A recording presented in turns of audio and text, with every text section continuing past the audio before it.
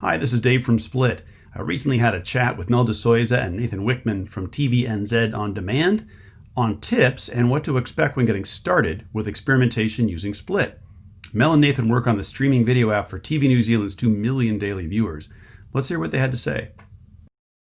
In terms of just starting off as a new experimentation company, I think one of the main things to do is make sure you've involved everyone from the business. Like when you have that collaboration and you've brought everyone along the journey, I think they're more keen and they have more buy-in.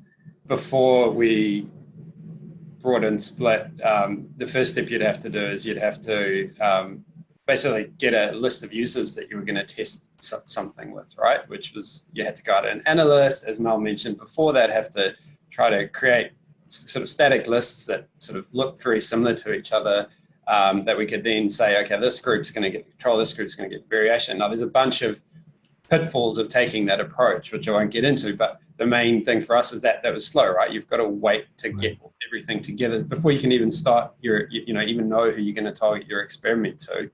And then there's a bunch of manual work to then go set that up in our feature toggling system, make sure the different groups are going to get the different features.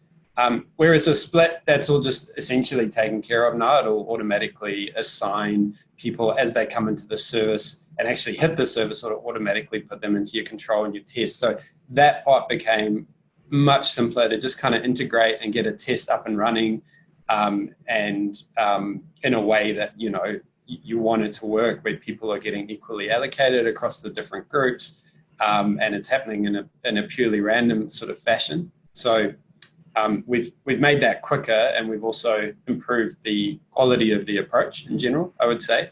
And then you run the experiment. Previously, it was we wouldn't know while the experiment was running unless our analyst was pulling numbers and sending numbers out every single day, which often they just don't have the capacity to do. We wouldn't know how that experiment is kind of tracking, whereas now we can just log into Split. The metrics are recalculated, every hour to every day, depending on how long the experiment's been running. We can always get that information out at any time.